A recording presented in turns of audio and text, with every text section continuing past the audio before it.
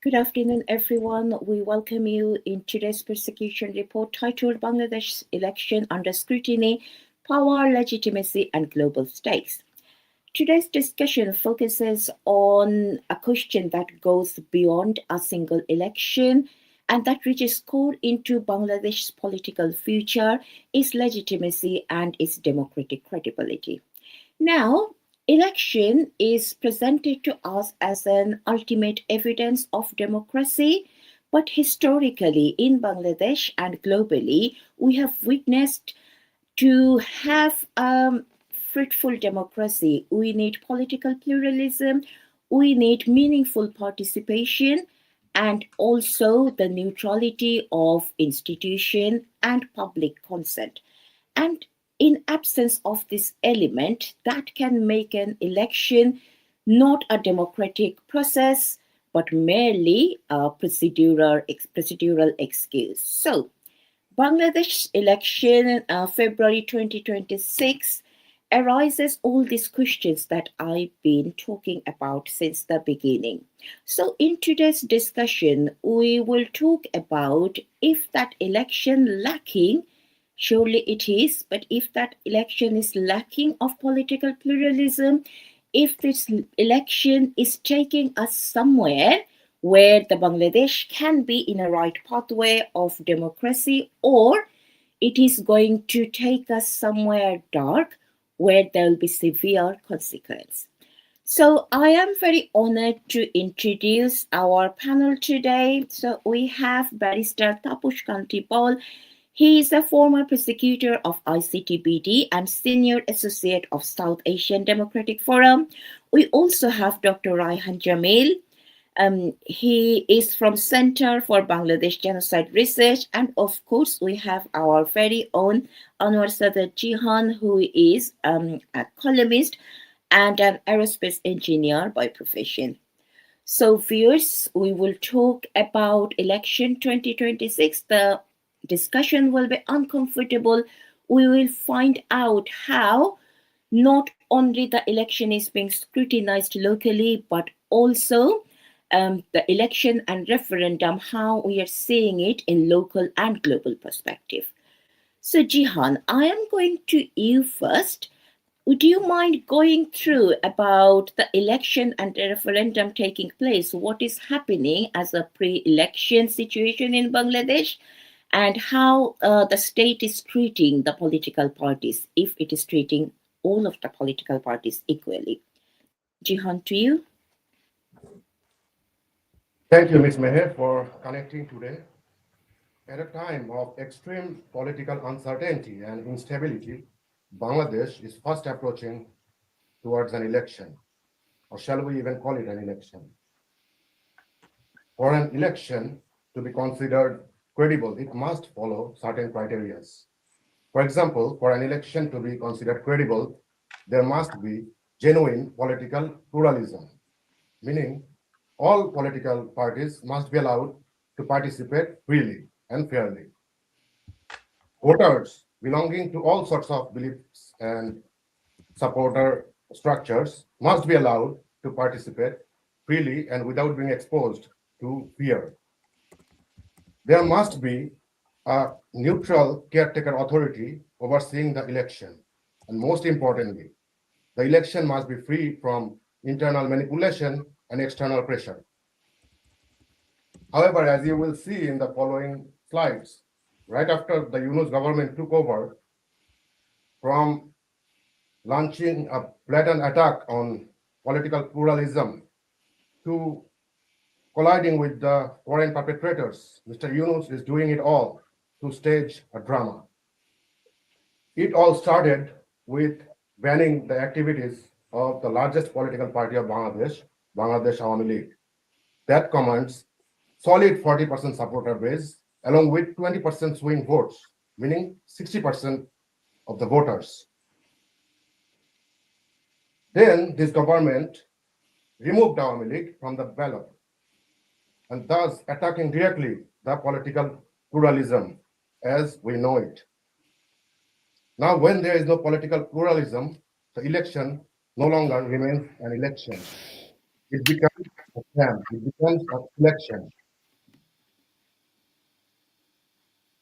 When an authority or somebody wants to attack political pluralism, when someone clearly shows a fascist tendency, first thing what she does is start disenfranchising the voters.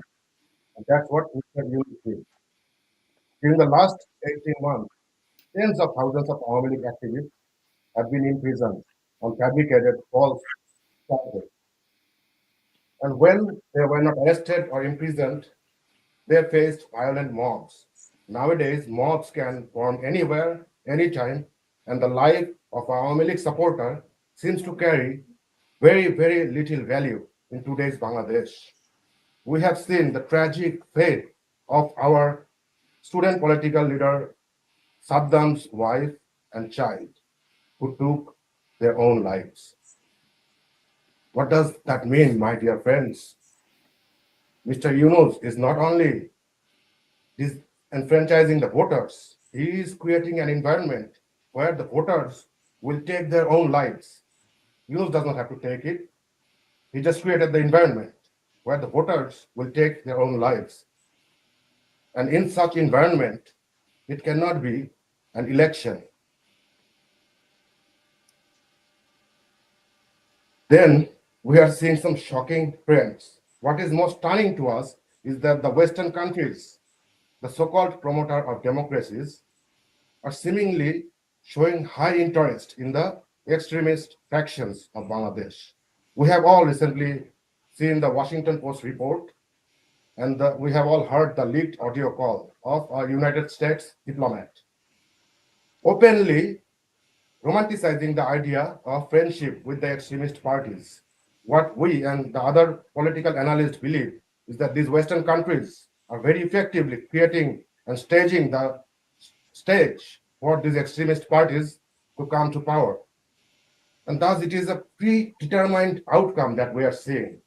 And all these unusual engagement between the Western countries and the extremist forces are showing us that there will be a result that is already predetermined. Thus, this cannot be an election. This is fraud. And in this fraud, Mr. Yunus is not acting alone. The Western countries seems to be in bed with him, in bed with the extremist forces. All this shows us, depicts to us a clear erosion of the rule of law. And there remains no legitimacy for this election. Prime Minister Sheikh Hasina, the Awami League chief, very openly challenged Mr. Yunus to compete in an election with her. Now it will be interesting for us to see what Mr. Yunus says to that. I'm sure that he will say no because he never had any support from Bangladesh because he never did anything for Bangladesh. To conclude, I would like to echo Mr. Sojib Wajid Choi and say that when genuine political pluralism is absent, when voters of a specific political party are targeted in such heinous manner, this no longer is an election. It is a stage drama. Back to you, Ismail. Um, Thank you, Jihan. You took us a path that should be very uncomfortable for the viewers and some political stakeholder when it is very evident that how the largest political party of Bangladesh is being excluded from the election and how the voters, some very ordinary people, they they're facing a situation now where a voter, a very young women and a young child have to lose their valuable lives because of the consequence they've been facing. Taposh Kantibol, my first question to you. Now, because you are a barrister, you know about laws, both local and international. Can you please tell us the election? Can any election, either the election in Bangladesh or anywhere, that can the election be considered a legitimate one without the presence of political pluralism? How the international standard or the international bodies, how do they see it? So to you, Mr. Ball. Thank you and good evening. This is the most moot question. To answer this question, we look to the world's most authoritative democratic standards, like the standards set by United Nations, the Interparliamentary Union, and the OSCE, all of which agree on one point. Without political pluralism, there can be no genuine expression of the people's will. Let's begin with the foundation of modern human rights law. The Universal Declaration of Human Rights, Article 21, declares, quote unquote, the will of the people shall be the basis of the authority of government. This will shall be expressed in periodic and genuine elections. Now, the question is whether we are having a genuine election in Bangladesh at the moment. So, the single word, genuine, carries the weight of pluralism, right? And we know right at this moment in Bangladesh, the biggest political party, Bangladesh Awami League, who has the history with the independence of Bangladesh. The party of father of the nation, Bangabandhu Sheikh Mujibur Rahman, is banned from the from the next national election. So if the voters cannot choose between competing parties, philosophies, and candidates, what will of the people is truly being expressed. The UDHR is expanded through Article 25 of the International Covenant on Civil and Political Rights, which guarantees every citizen the right to vote and to be elected at genuine periodic elections, guaranteeing the free expression of the will of the electors. So, again, look into the free expression of the will of the elections. Can the voters express their free expression without the presence of Bangladesh Awami League? Is there freedom of expression right now in Bangladesh? The UN Human Rights Committee, in its authoritative Mr. general, Ball, can I yes, just interrupt you with something as well? Because you mentioned two words, periodic and genuine. So those two elements should be present there. What do you think? The election is periodic, I understand, but is it genuine? By the as I law, does said, it it, stand that one? this is not genuine at all.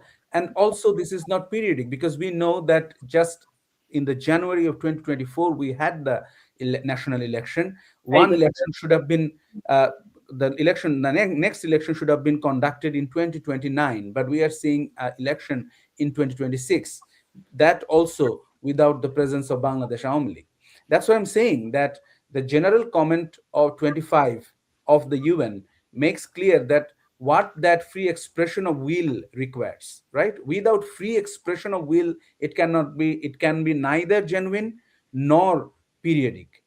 So it says that the full enjoyment of Article 25 of ICCPR requires free communication of information and ideas, freedom to engage in political activity, to criticize and oppose, to campaign for election. Which one of these is present? Is free communication present right now in Bangladesh? Is there any exchange of information and ideas going on between the political parties they love, they like, they want to be in power, and the voters? There is no flow of information and ideas. There is no freedom to engage in political activity. From the slideshows, we have just seen that thousands of Chhatru League activists, Jubo League activists, and Awami League activists are in the prison and without any case, all fictitious cases, fraudulent cases, right? So, in this situation, can there be freedom to engage in political activity? Can you criticize and oppose the present Yunus regime or their allies like Jamati Islami and other political parties? It's not possible. Even I know there are women MP candidates from different other political parties. They cannot campaign in their areas right now because of fear of Jamati Islami, NCP, and other mob centric political parties. So, Also, Taposh, sorry uh, to interrupt you again. We can we can see the women participation as candidate is very low in number as well, isn't it? If I can correctly remember the number, I'm sure you will know that as well. I think it's something like 109, which is like only 4.2% of the total candidacy. So the women participation is very low as well. Very Sorry, low. yeah, go on, Very low. please. You are absolutely right. So, why this is low? Because this is women participation is not possible under a one-party system, or when they are suppressed by the right-wing political parties. So, without pluralism, without alternative voices, the legal right to vote becomes a hollow ritual. So, election legitimacy also flows from three other sources, right? If you just give me 1 minute, for example, legality, Of course. the presence of laws permitting participation. So, there is no presence of law which permits participation. Then, the word participation, broad, inclusive, it has to be broad, it has to be inclusive, accessible voter involvement has to be there, but nothing sort of that is guaranteed under the regime of Yunus. Then there has to be genuine consent, right? The genuine uncoerced expression of political choice. Can we, the vote they will place, can it be genuine? Can it be uncoerced expression of political choice? It cannot, because the government itself is advocating for right-wing political parties. The government itself is advocating for the yes vote for the referendum. The UN stresses that Article 25 rights must be effective, not merely theoretical. Citizens must have a real opportunity to engage, compete, and decide.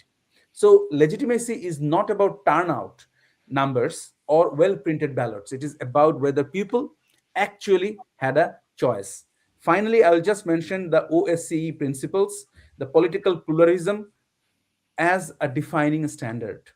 So, in the Copenhagen document of 1990, they widely regarded as one of the strongest election related commitments adopted by governments.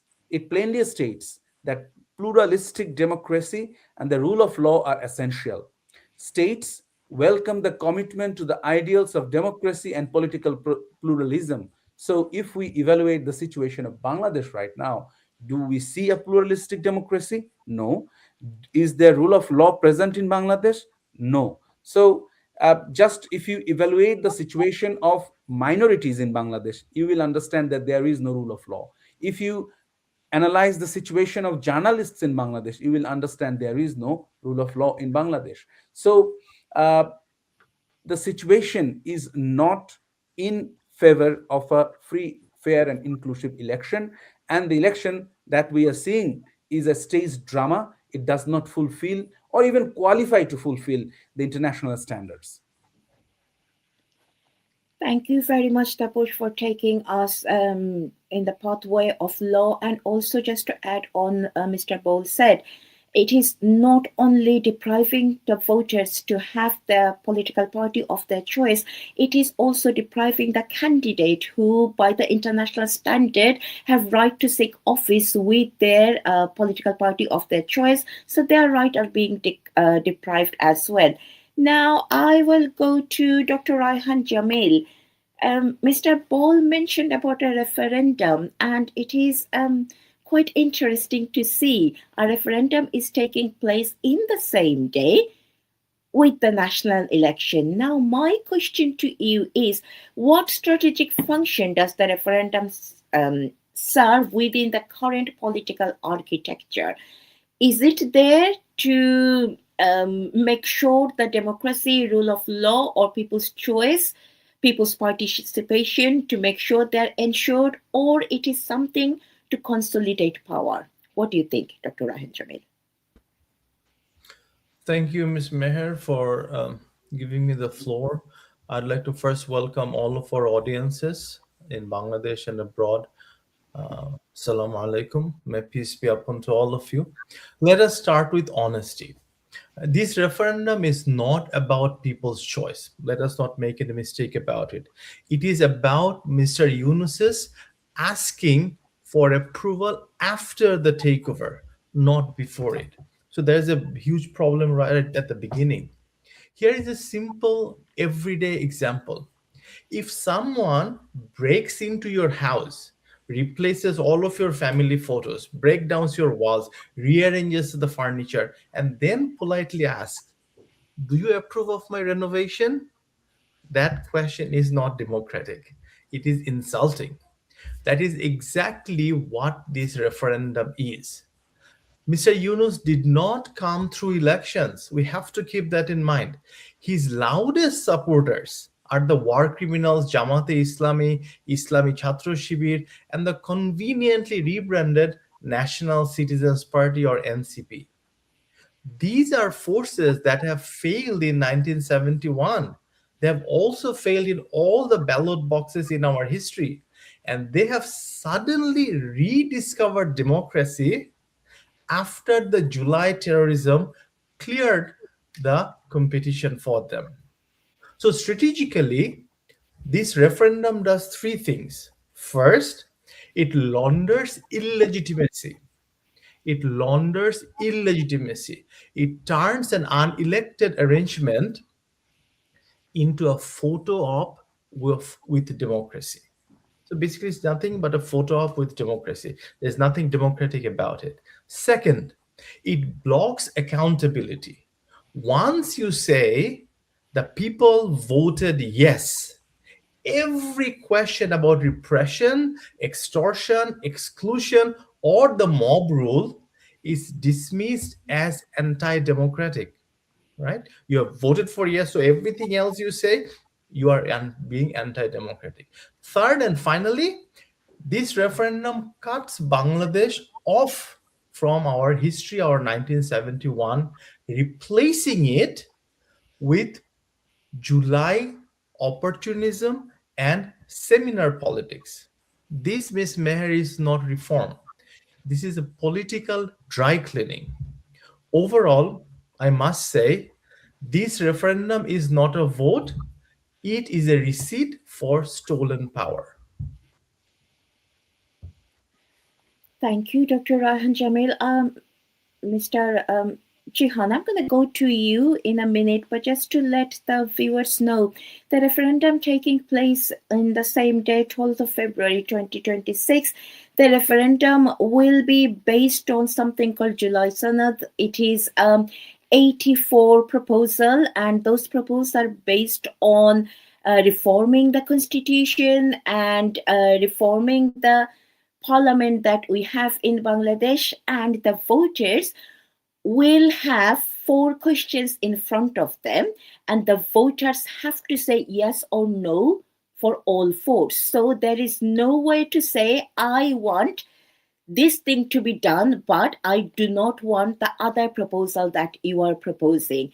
And this referendum is coming without much information. I'm sure Jihan will have much more to say about it. The referendum, the proposal, that 84 proposal that's been proposed, there is no information based on it. There is no way, nobody is telling the voter about the two-tier parliament that it is processing, and it is also changing, reforming the constitution in a way that will erase the history of 1971, the liberation war of Bangladesh, and all this rich culture, something like Bengali nationalism and others. So that is referendum in a nutshell. So Jihan, would you mind taking us through about some other aspect of referendum? Thank you. Thank you, Ms. Meher again. So not only Mr. Yunus is working towards holding a sham election, he is working in the same direction. At the same time, he wants to hold a sham fake referendum. Now, this highly controversial referendum has some serious implications. This referendum itself is unconstitutional. Why it is unconstitutional? Because this interim government, I believe last October or November, they have issued this gadget for referendum signed by the president. Now, the Article 93 of Bangladesh Constitution states that the president cannot promulgate any ordinance that is contrary to the Constitution.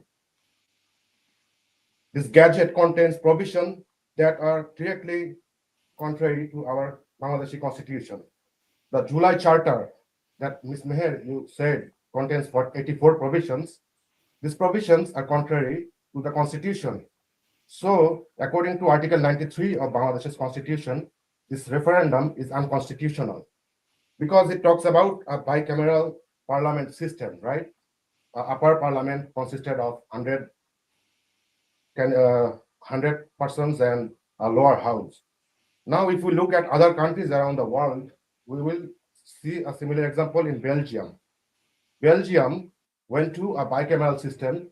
It started for thinking about a bicameral system in 1970. And then for 20 years, it observed, it reviewed the bicameral process. And then finally in 1993, it went to a bicameral system. But in Bangladesh, we are going there right away. Then, Ms. Meher, you said that there will be only 4 points on which the voters will vote. So all these provisions are bundled together in 4 yes-no questions. That means the voters are not being allowed to be informed, to make informed decisions. And when voters don't know what they're voting on, I don't know how meaningful this referendum is. The most shocking aspect of this referendum is the direct participation of the interim government in the advertisement of this referendum. How credible this referendum remains, like how much credibility it holds after that. The interim government effectively itself advertising to vote yes on these questions. We have seen Ali Riyaj, the so-called constitutional expert. We have seen Saeed Rejwana. We have seen Mr. Asif Nazrul. All government... And Muhammad Yunus himself as well. Yes, and Muhammad Yunus himself, all effectively advertising to the citizens so that they vote yes on these questions. Now, this is clear conflict of interest, Ms. Meher, because you will also see that Bangladesh Bank is asking the other bankers to do promotion for this referendum. Now, when the referendum itself is unconstitutional and other political parties, Awami League, Chashad, all seeing it as unacceptable, I don't know how democratic it is. Because we have also seen external players, namely this specific US diplomat talking about the referendum. He said that Mr. Yunus was telling BMP and Jamaat to shut up about the referendum. That means there is an active collusion going on between external forces and internal forces to destroy the constitution of Bangladesh. This referendum is not a referendum, Ms. Meher. This is sedition. And Mr. Yunus will go to prison one day for actively destroying our motherland, Bangladesh. Back to you, Ms. Meher. Thank you, Jihan. So we are clear from what Dr. Raihan Jamil said and what Anwar Shadat said. The referendum is not only unconstitutional, the way the referendum is taking place, the process is very shady for many different reasons. One is the voters are not having the choice of what they want to say about the referendum. They are not there. They're not allowed to have informed decisions because there's no information out there. But also the government is taking a clear side for yes vote. Now, the referendum took place in many other countries. In Britain as well, there was a referendum in Brexit where the government, following the Parda law, they were banned to participate, to do any kind of campaign for any one side of vote for some really long period of time. If we think about other countries, Ireland has a very strong law about referendum and how government can campaign. And other countries like Spain and Italy, they have very strong law as well. And even the neighboring country, India, has a very strong law as well. So we are in Bangladesh, we are seeing the current interim government led by Muhammad Yunus. Him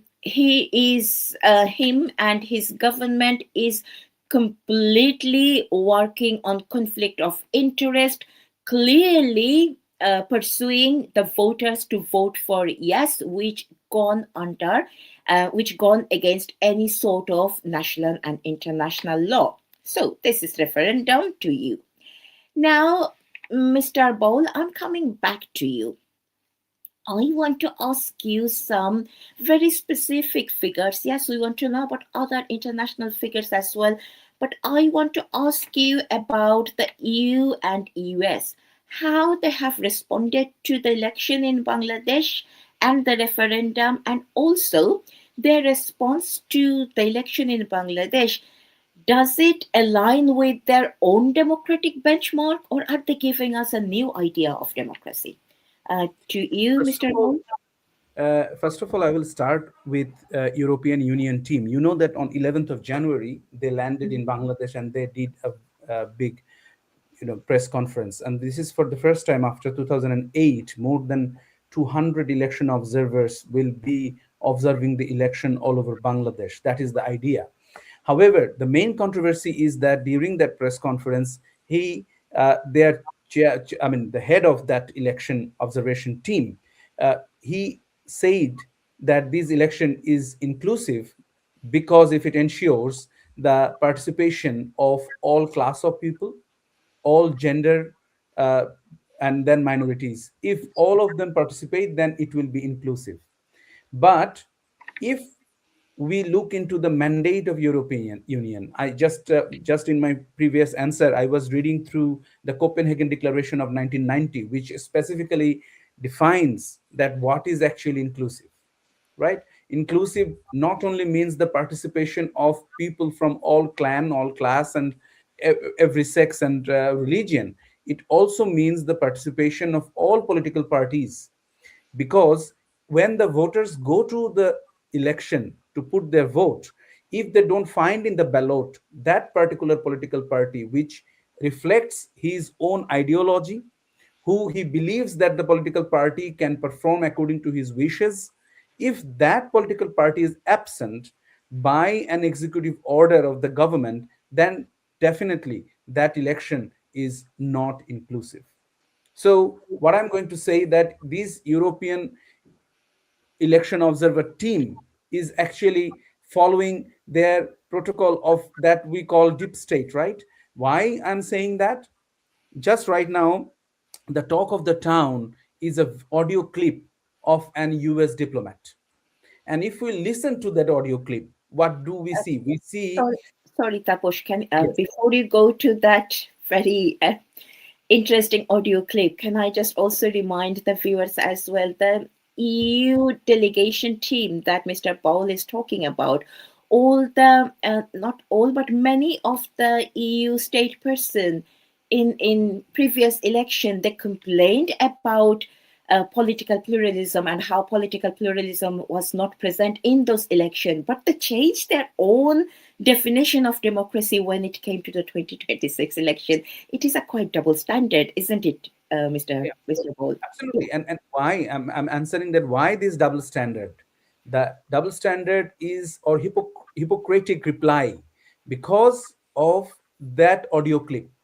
Because that audio clip answers that right now USA wants Jamaat Islami to come into power. Right now, USA consider Jamaat Islami is their best friend. They think that they can control that political party. They can shape Bangladesh as an Islamic state, and they can transfer Bangladesh as a warmongering country who will constantly disturb the peaceful nature of South Asian nations. Look, another country whose position we need to discuss as well is China, right? So you see that China is also meeting with Jamaat Islami continuously. I remember in 2025 when the Chinese High Commissioner came to attend a meeting of Jamaat Islami, he was given a huge chair, right? A huge chair beside the Jamati Islamic secretary, as if they are ruling Jamati Islami. So Jamati Islami is a political party. To provide a validity to this political party, uh, that kind of definition of inclusiveness is being doctored by the European Union election observers. Now another thing, but the real situation you will see from the behavior of the Indian diplomats, right? Indian diplomats are, they have been ordered that their family must not be there in Bangladesh anymore, and their families have already left.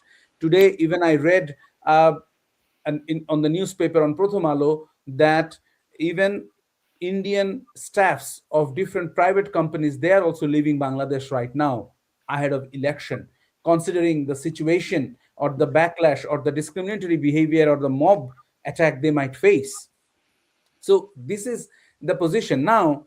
To realize all these design and conspiracy, the question you have asked or answered previously by Dr. Raihan is about the referendum.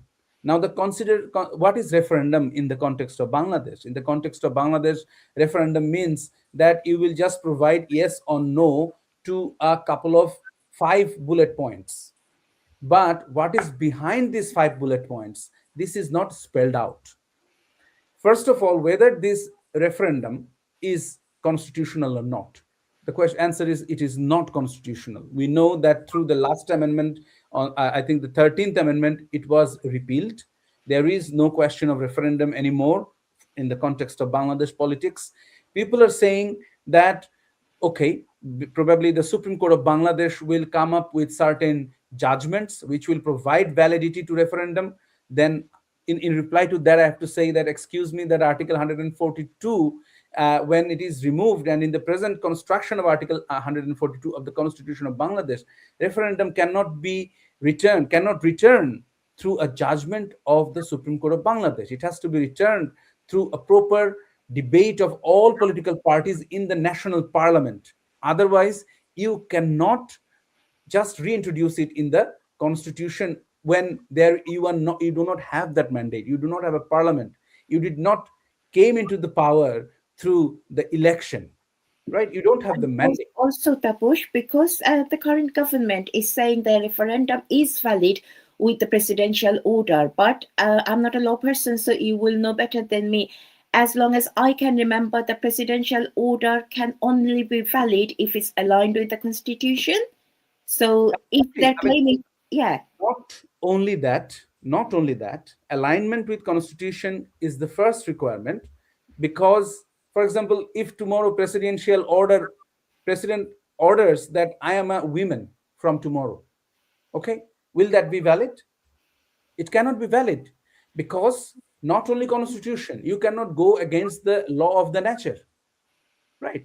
So our constitution says categorically that this presidential order, when president can provide that kind of order, and for how long it will continue, and how it has to be validated.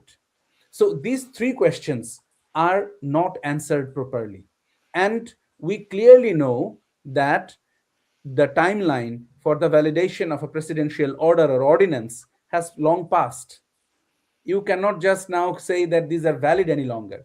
For example, if in the next parliament it is said that all these presidential orders, even those regarding the election, is challenged and found that they are not valid anymore, what will happen to these changes? What will happen to this referendum? So whatever explanation you provide, there is this convention for all the constitutional countries or all the states, that is that past parliament or past government cannot pass a law which will bound the future parliaments. You cannot, because the will of the people, the political will of the people will change time to time, right? They will want to change their demands. They will want to see that what they want to do, but you are not giving them the chance. That's why it is illegal as well. Back to you. Thank you, Mr. Baul.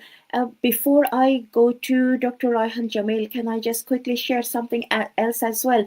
The EU election observation mission, when they were asked about the referendum, they said the referendum is out of their own constitution, which is fine enough. But later, the press secretary of Muhammad Yunus, Shafiqul Alam, he said one of the member of the EU election observation mission, they actually praised that yes part of the referendum, which clearly goes against the impartiality of this election observation mission, and the EU election observation mission has not responded to it. So The viewers, you can decide what you want to decide. Now, Dr. Raihan Jamil, thank you for waiting and being with us. My question to you is the absence of Awami League in election. How do you want to explain it? Is it a political failure or is it a structural exclusion of the largest political party of Bangladesh? So to you, Dr. Raihan Jamil. So, calling this a political failure is not analysis, it is gaslighting with confidence. Political failure means what? You have competed and you have lost. That's part of a democracy. What happened here is like locking the stadium, arresting the opposition team, and declaring your team to be victorious. That's exactly what's happened. The Awami League did not withdraw, right? It was forcibly erased. Leaders were tortured, activists were hunted and killed. Family members were abducted, jailed, raped, and killed. Campaign spaces were attacked and vandalized. And then Jamaat, Shibir, and their July beneficiaries smiled and said, "See, Awami League is not participating."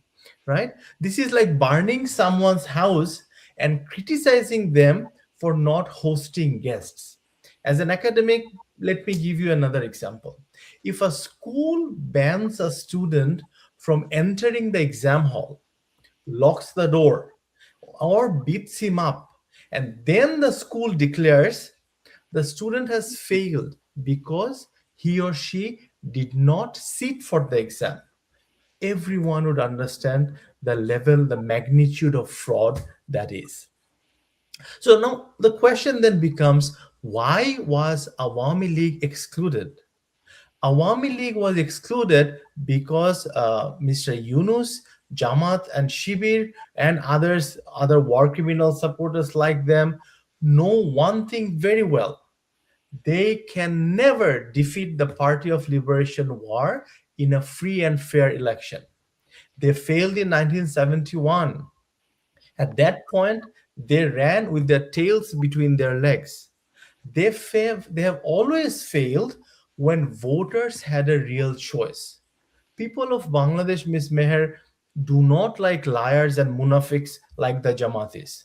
So these people, the war criminals, the Jamatis, the Shibirs, they rely on exclusion, intimidation, rapes, killings, and administration theatrics and tricks.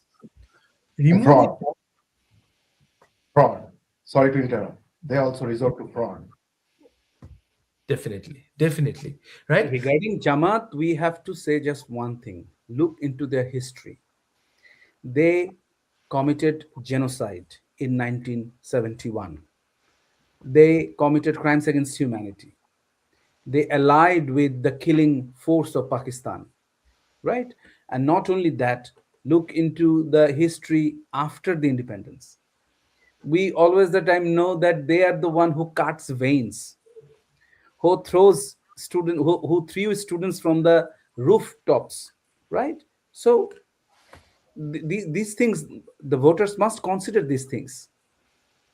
And also, on a side note, we should remember that the founder of Jamaat-e Islami himself said that he does not want his children to be part of Jamaat-e Islami, right? That's a huge sign right there of what kind of a party they are.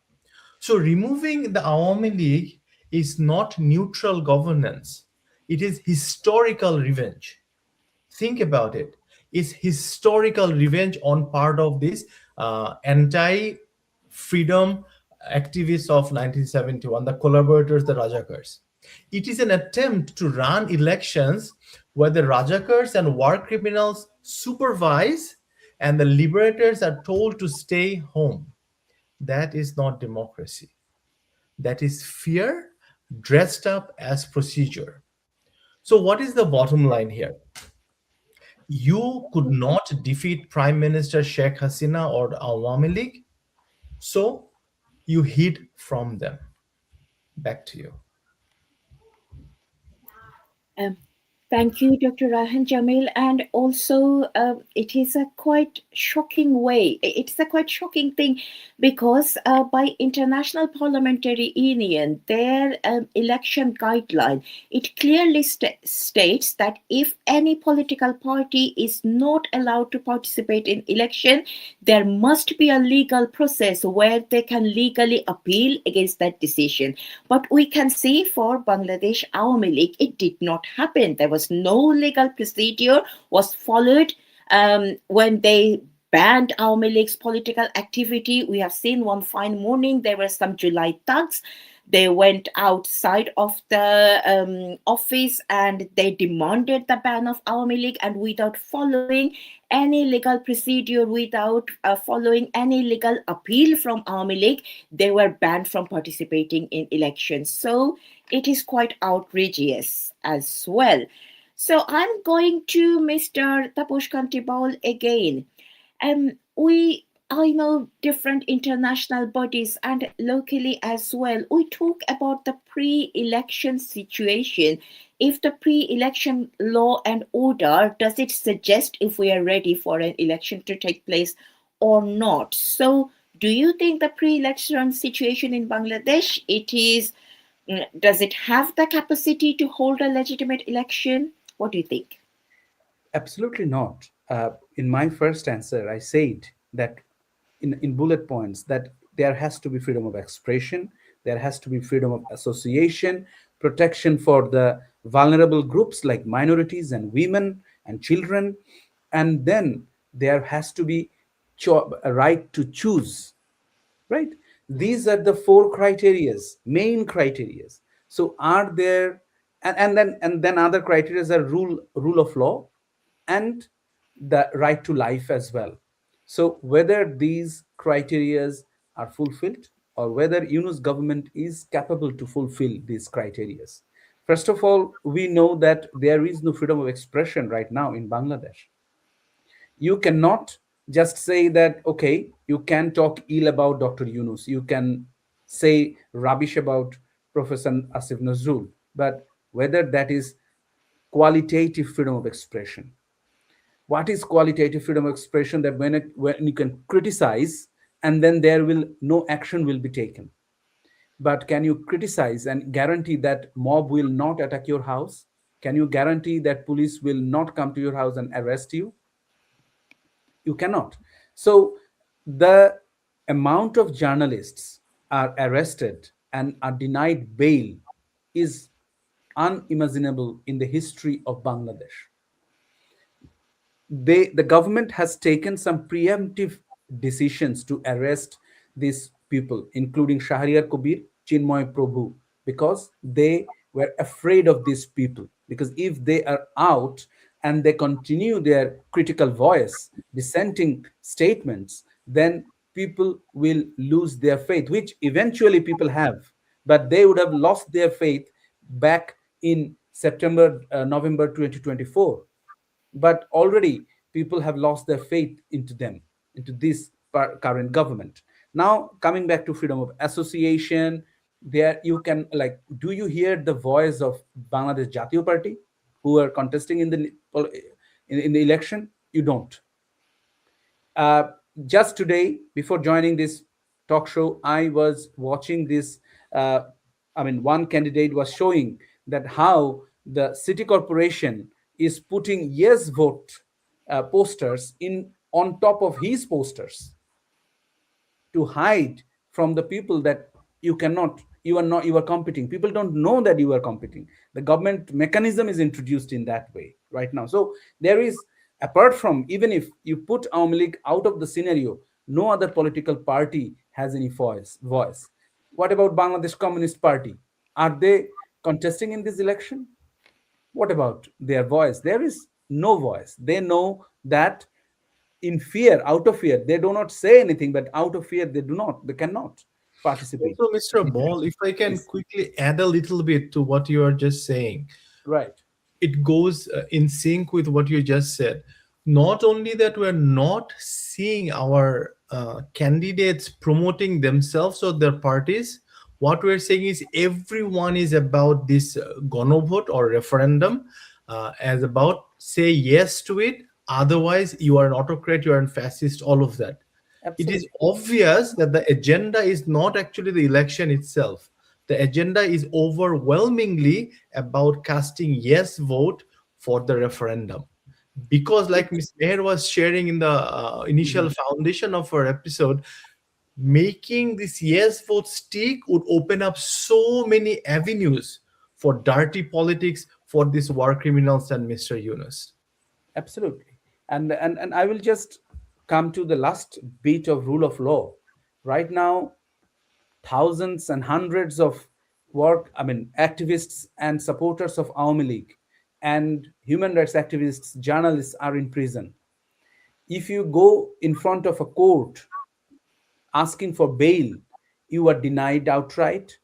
And in the Supreme Court of Bangladesh, the main problem is none of the benches are taking up mention slips so that those bail hearings can be heard. For example, the case of Dr. Abul Barkat, their family and the lawyers are trying for months so that that case can at least be heard by a court, but the courts are not accepting because they are saying that we have orders from high ups, we cannot take these mention slips. Not the court, but the bench officers are saying in that way. And if you are an activist of Awami League, or if you are arrested in a case concerning this July August so called uprising, then there is no bail for you. That we have seen already. Even if your kids die, if your wife dies, you cannot have bail, you cannot have parole even. Thank you. Thank you, Mr. Ball. Mr. Jihan, can I just come to you quickly? I'm a bit cautious about the time, but if you have something to show us about how the minorities and other people are being tortured in a pre-election situation in Bangladesh, I'd be very grateful if you can show us something. Thank you, Ms. Meher, again. One of the tools, one of the tactics that this interim government is using is that they are trying to marginalize the minority communities. Throughout the last 18 months, we have talked about what is unfolding on the minorities, right? But running up to the election, the violences against the minorities, Bangladeshi women, girls, have increased significantly. In last, in this December 2025, 51 attacks on minorities happened just in December, and this is reported numbers. The real number may be very, very much more than that. And 1.5 weeks ago, a Hindu village in Walkhali was torched. Now, here, it is not August 5th, 2024. Now there is no Awami League. Now there is no Awami League, of which the minorities can be the lackeys. Still, they are being targeted. They are being targeted so that because the minority voters are about 14% of the total voters. So this government is not only excluding the Awami League. You know, our minorities don't need to be Awami League. Just because they are minorities, they are removed. Because the goal here is, Ms. Meher, to bring these extremist forces to power through this sham election. And it is clear from the number of candidates of women that we are seeing, only 4.24%. And Jamaat does not believe in women leadership. Jamaat don't believe that our women can be leader. You know, they think it is kufr. And sorry, Jihan, Jamaat does not have a single women candidate in this election as well, isn't it? Yeah, because their political ideology, it is not congruent with that idea of women leadership, you know. And then finally, we have been seeing the hardcore friction between India and Bangladesh. And recently, India called back all their diplomats' families out of fear for their lives. The economy of Bangladesh is in free fall. There is no law and order. And in this situation, Ms. Meher, no election can happen. First of all, we need to bring back Awami League, the largest political party in the play, in the election. Awami League must be allowed to participate freely, fairly. All Awami League leaders, activists must be freed from prison. All the false fabricated charges must be dropped. And then we can return to normal democracy. Back to you, Ms. Meher. Thank you, Jihan. Can I go to Dr. Raihan Jamil again? My question to you is, what are the long-term consequences of this kind of fabricated election and that very shady referendum? What could happen in the future? Sorry, we're a bit conscious about time, so I will um, very politely ask you to concise your answer, please. Thank you. Of course, I completely understand. Fake elections do not bring stability. They bring slow, quiet decay, right? When people realize that votes do not matter, they disengage. They don't get interested anymore. Here is a simple comparison. Is it echoing? Okay, if a restaurant serves us rotten food but proudly displays a fake health certificate, customers do not feel assured. And that's exactly what we're seeing with the foreign investors in Bangladesh. In the last 18 months or so of this illegal Yunus regime, not a single cent has entered Bangladesh in terms of foreign investment. The most dangerous consequence is cultural. When young people learn the brutal lesson that violence and mobocracy works better than ballots and education, that lesson spreads faster than any manifesto. Can you imagine what the outside world will think of our education system and our academic degrees? How these children go abroad for higher education? Right, so this is not done as by random. As Jamaat grows stronger, this is not a coincidence, this is design. So what can we conclude from this? Fake elections do not end crisis, they train and create the next one. Back to you.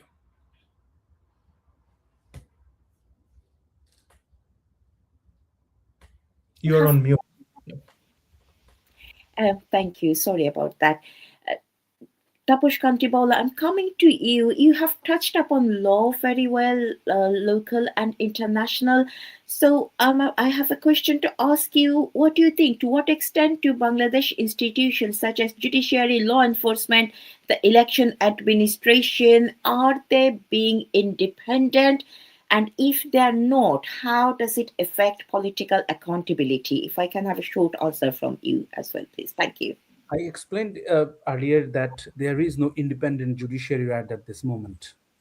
Everything is going as per the prescription or meticulous design of the Yunus government and its allies like Jamaati Islami, Hizbut Tahrir, Hefazat. So everything is like, if there is any allegation against Jamaat candidates or even the Jamaati politics, those are not being entertained at this moment in in the court. Number one. And number two, as I said, if there is any bail application for the imprisoned Awami League activists and leaders, they are not getting any bails. If you ask for any privilege for the elder leaders and activists or Sikh activists, then the judiciary, the district magistrate, everyone is saying no, they're denying those rights. Right now, there is no application of Nelson Mandela principles in the prisons of Bangladesh. So that's why I'm going to say that Bangladesh judiciary, Bangladesh legal structure has fallen apart. Judges are not independent anymore. Back to you. Thank you, Tapas K. I'm just going to ask you the last question, Dr. Raihan Jamil. Now, we had a very grim kind of discussion today. Looks like there is no hope, there is no light in the end of the tunnel.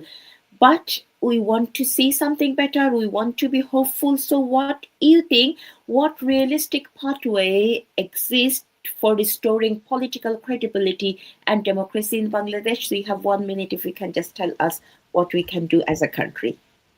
Okay, I guess there is no shortcut to back to credibility. No referendum can fix what in exclusion broke, like exclusion of the leading political party. No Nobel Prize can replace a ballot. No seminar can substitute 1971. Mr. Yunus must return where greedy and corrupt liars belong, off the throne. His fraud or any fraud is not authority, branding is not legitimacy. What we must also remember as a pathway to our hopeful positive future is that international community must stop confusing silence with neutrality. In here, this silence means complicity. Bangladesh was born through sacrifice, not shortcuts. It will only survive through law, inclusion, and historical honesty. To wrap up, Ms. Meher, I would say you cannot repair democracy by empowering the enemies. That should be our path to the future. Thank you, Dr. Raihan Jamil. Beautifully said, as always. Dear viewers, we are coming to the end of this program. So far we are doing episodes based on election and the referendum. We've been talking for some long time now. So from our other episodes and today's episode, it should be clear nationally and internationally what is going to happen on 12th of February in Bangladesh by the name of the election. It is everything but democracy. It is everything but legitimacy. What we are seeing is legalizing a mob, legalizing a genocidal party, and putting them in a government position with a very shiny crown of legitimacy. So my plea to the national and international audience, wherever you are, please do something against it. Raise your voice, write wherever you can, protest that election that can destroy a future Bangladesh, and it can destabilize the political scenario not only for Bangladesh, for South Asia as well, because we know when there is a vacuum of a secular political party like Awami League, the extremist right-wing party like Jamaat-e-Islami, Hizb ut-Tahrir, and other parties will take that place. Now, if the world wants to take this chance, what can I say? I can only request. So everyone, we will come back to you with some other topics. Happy or sad, we will see you next Sunday. Till that day, goodbye everyone. Have a happy life. Thank you.